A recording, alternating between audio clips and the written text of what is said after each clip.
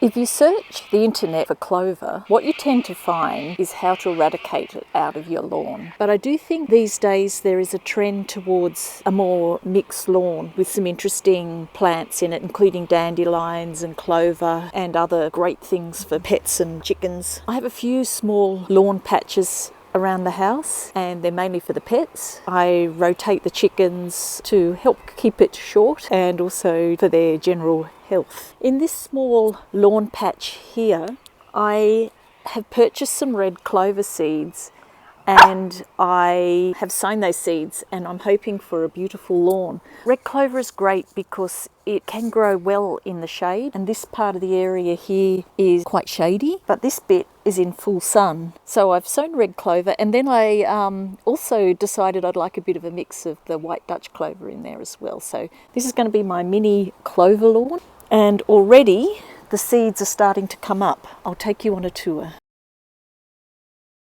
I grew the seeds simply by sprinkling them on top of the soil, and then I added a little bit of compost. Chickens should only eat clover as part of a balanced diet. It shouldn't be their only greens. For humans though, the flowers and the leaves are edible and supposed to be good for menopause symptoms.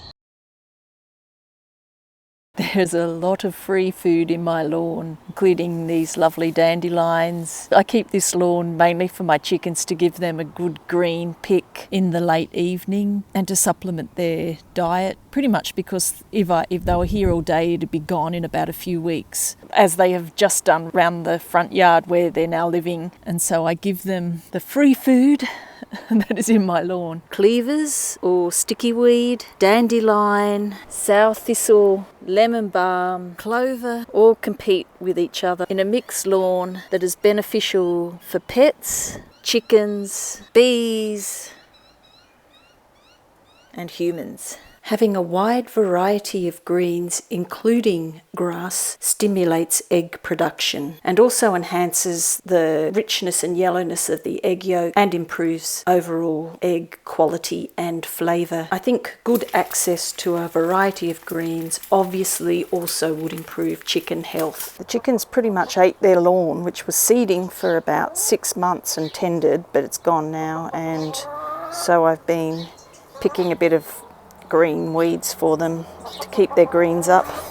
The plant is called sow-thistle and it's edible to chickens and a lot of livestock as well as humans. I haven't tried it. It's not actually really a thistle, it's just got a thistle-like shaped leaf. It's more a dandelion. My chickens like sticky weed.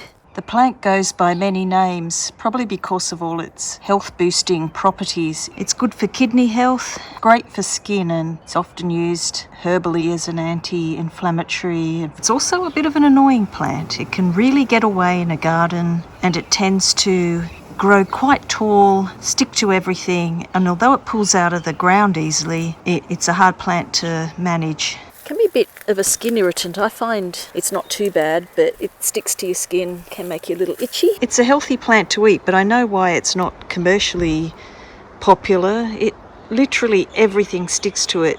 So to process it and eat it requires quite a bit of cleaning and picking over. Following an internet search, I decided to do some cooking with cleavers. I've made a cleavers tea and it tastes very earthy, spinachy, does give you a nice sense of well-being. It's quite lovely, and I'll also cook my lunch with cleavers, a bit of a stir fry with rice.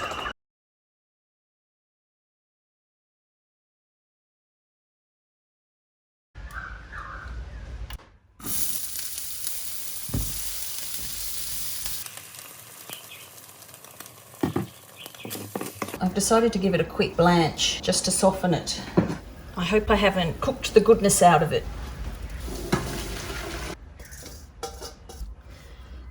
It probably needed some soy and ginger, but I wanted to just see what it tasted like with a few more bland items. A lot of information out there says that the stickiness is a bit unpalatable, and I was hoping it'd be a bit like the stinging nettle and when you cook it the sticky goes, but looking at its consistency here, it might be a bit sticky. Let's see. I'm just going to try it without any other flavours first up. It might require some soy, but let's just see. Yeah, would you like a try?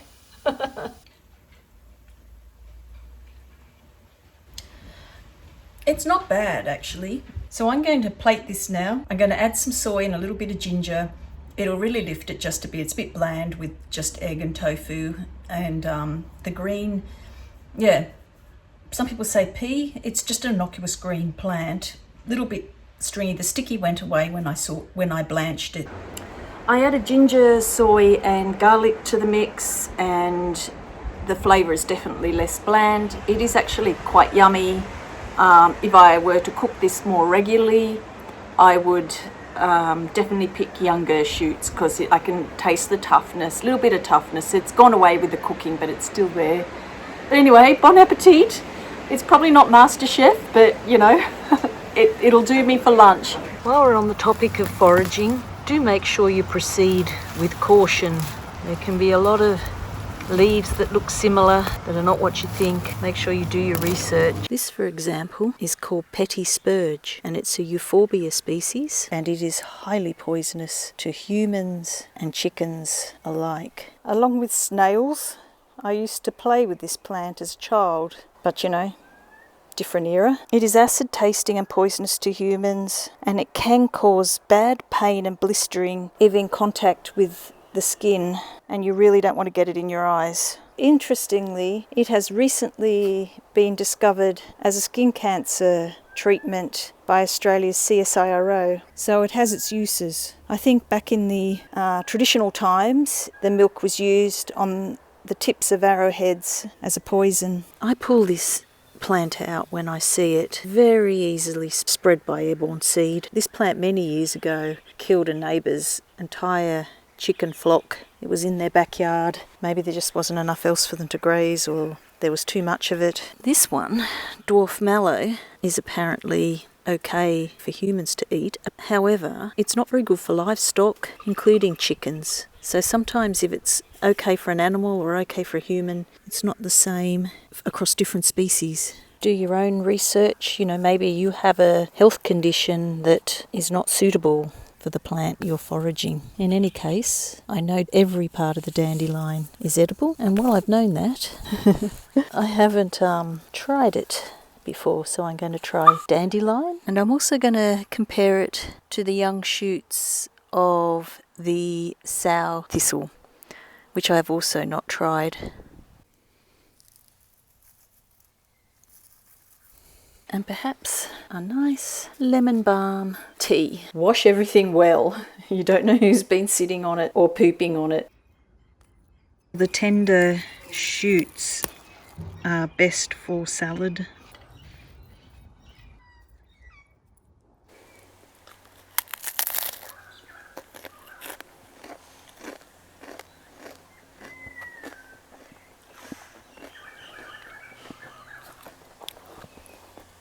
Tastes like lettuce. Now for the dandelion.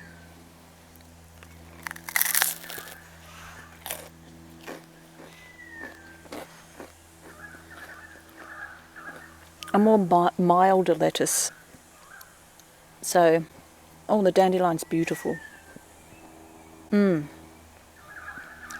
you're going to choose between sow-thistle or dandelion, go the dandelion. It's just got it's more like a buttery, lettucey, softer lettuce. This has got a little bit of a bitter edge to it. It makes it interesting though, so it's not it's nice as well. I definitely prefer the dandelion, but I'd eat them both again. They're both related to the lettuce family, sunflower lettuce, so, you know, they taste like lettuce. And now for some umami flavouring. That's my favourite combo, lettuce, biscuit, Vegemite. It's as good as any lettuce you buy in the store or have grown yourself. And it's free and it just pops up in your garden and we pull it up like a weed. It's incredible, isn't it? It's actually very tasty. Here I am growing lettuce when down the back of my garden I have a member of the family available and ready to eat. It's got a nice crispness to it. It's got a lot of health properties. Could be the next gourmet sensation. Thank you for watching all the way through to the end. It was great fun, and stay tuned for more stories from my garden in this cool climate region. My yard is a very small space, but I have packed in a lot of edibles, so stay tuned for some more videos, and I hope to see you all at the next video. Bye.